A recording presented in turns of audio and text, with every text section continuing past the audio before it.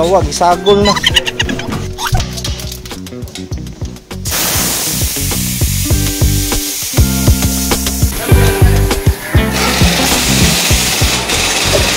Yawa. Oh, lagi na ano. Okay, nun.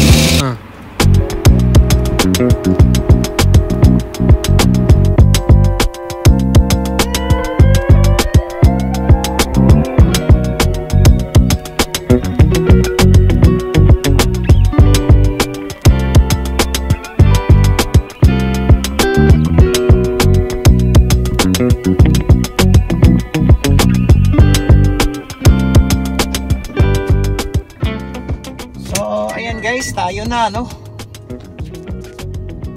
Tayo na ang susunod. Sa wakas, nakalibre din tayo, guys. Yung ano pala natin, yung serviceman natin Pilipino, ano? Ano, okay na? Ay, ikaw na.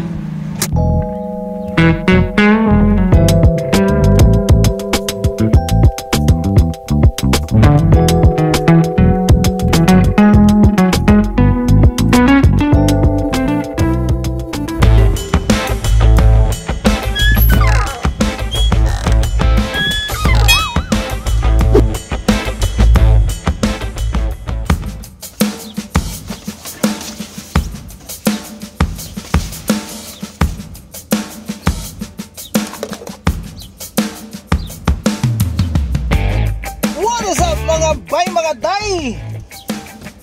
Kumusta na kayo dyan? And kumusta na mo diha? And you guys, how are you doing? Nakita na naman ninyo ang aking pagmumura! No, good news guys. Sa lahat ng mga may Cherry, pupunta tayo ngayon sa Cherry Tigo service o sa sub, ano? Yung mismong service center ng Cherry Tigo. May ano? May utang pa ang sasakyan. Hindi guys, ano, pero biro, may free service ngayon dito sa Cherry Tigo to. Ano guys, ano, come on. Sa mga lahat ng may Tigo dyan, ano, dito sa Riyadh, Saudi Arabia, sa Suleimania na branch na service center or doon mismo sa Qurais Road ay parehas lang. So ang timings po ay 9:30 to 3:30 PM every day. Weekdays from Sunday to Thursday. So Friday, hindi ko alam kung ano ang oras nila. So within Ramadan season lang po guys, ano. So kaya ako nag-out ngayon sa trabaho kasi ay yun ang sadya ko, papuntang service center kasi may free nga, ano. Sayang din yun, ano, malaking bagay yun guys, na makasave ka ng 380 riyal. Yeah! So, kalalabas ko lang sa gate namin, ano. So, of course, nag-biometric and so on and so forth, and with official gate pass kasi para to make it official sa ating lakad, ano. Kahit na anong mangyari sa daan ay safe tayo. Yan ang tandaan niyo pag nagtrabaho kayo guys, ano. At valid ang ating pag-alis, ano, papuntang personal na ating pinupuntahan. Before anything else, kagabi pala may nangyari dito sa aking gulong. So nagpa-wheel balance ako sa aking gulong. And if you watching my previous vlog, yung bakit nanginginig ang aking manibela, ano, etong steering wheel natin, dahil sa unbalance ang ating mga gulong. Aha. So speaking of unbalance, ano ba yon? So etong bawat gulong kasi natin ay may mga balancer yan, kung tawagin yung mga tingga dyan. Kung tingnan ninyo ang inyong mga gulong, may mga tingga dyan sa gulong natin. So yun ang ibabalance nila perfectly as per weight or grams na kailangan needed doon sa ating gulong. So ayun guys, ano, so ano bang cause ng mga unbalance na mga gulong, no? So based on my experience, ang mga unbalanced na gulong ay yung kunyari na tinik or napakuan or kung tawagin dito sa Saudi ay yung na-puncture ka, ano, natusok ng kahit na anong bagay. So syempre tatanggalin ng vulcanizer yan yung ating gulong. So pagkatapos tanggalin yan, grinderan yun sa loob para malinisan maayos at ilagay yung patch, yung pangtapal dun sa ating gulong, ano. Isa yun sa mga pwedeng ma-unbalance na yung gulong mo kasi natanggal yung fix sa position niya doon sa mismo sa hub sa ating sasakyan. So isa yun sa mga pwedeng dahilan na kung bakit na-unbalance ang ating gulong. Ang pangalawa, yung natatanggal yung balancer natin na tingga dyan sa ating gulong. So maraming pwede nating pagbasihan, guys, ano. So natawa na lang ako sa naging resulta kagabi, napakabilis ng pagbalance nila. So kasi nga maraming customer, so syempre of course hindi tayo magpapahuli, papakita ko sa inyo yung mga clip na kung paano binalance ang ating mga gulong. First, punta muna tayo sa Tigo Service Center dito sa May Suleimania branch.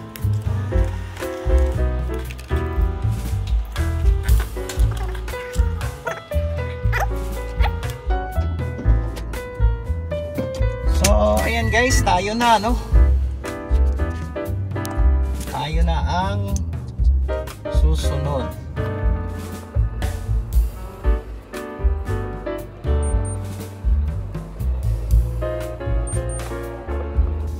Sa wakas, nakalibre din tayo, guys.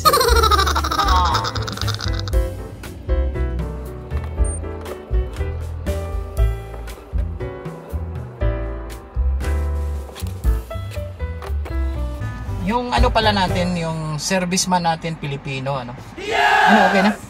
Ikaw na.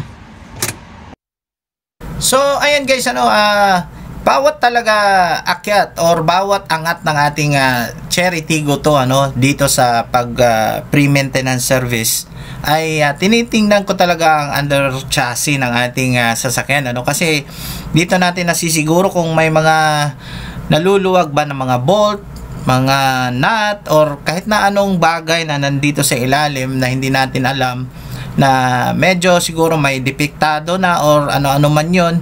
At least alam natin na hindi pala siya sira or luwag na mga bolt and nuts.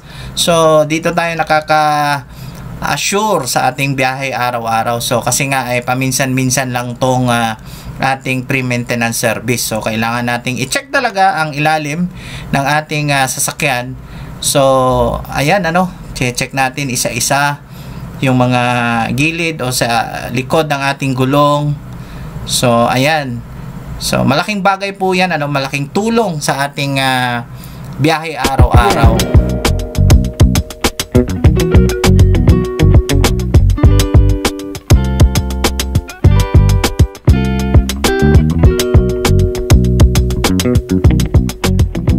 So ayan guys, tapos nang magsalin ng engine oil si kabayan, so chinek uli niya yung level ng engine oil.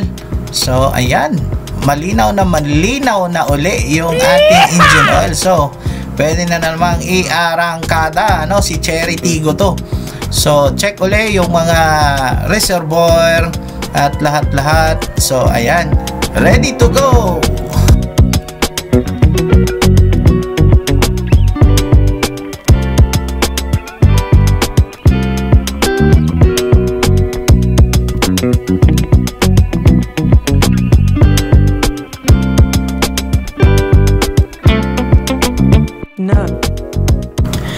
So ito pala yung a day before na nangyari itong ating PMS. So nagpa wheel balance ako dun sa proper bata dito sa Riyadh, of course Saudi Arabia.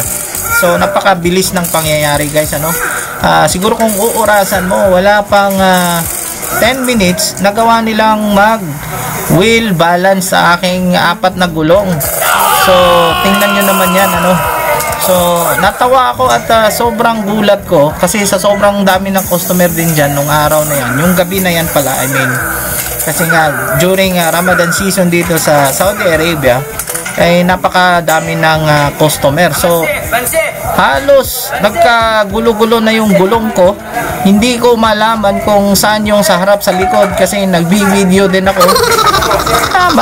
Magulo talaga. So medyo natawa ako na hindi ko malaman magalit or matawa Kasi nga ang ating gulong ay nakaayon doon sa ating TPMS or tire pressure monitoring system, ano.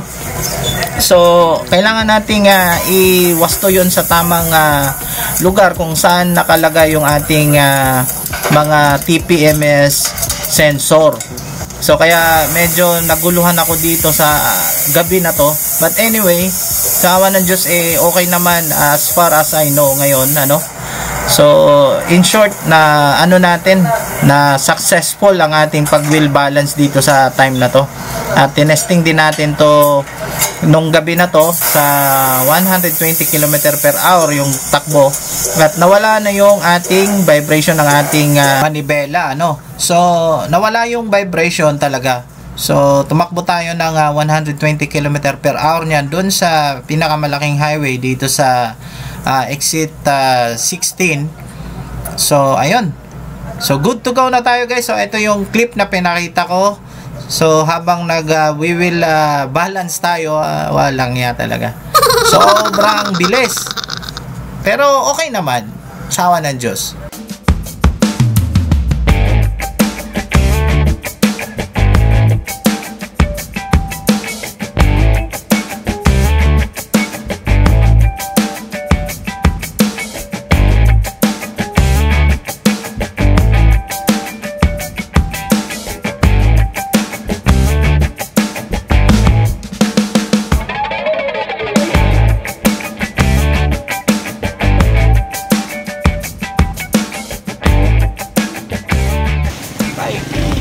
Kabulag-bulag ako ulit.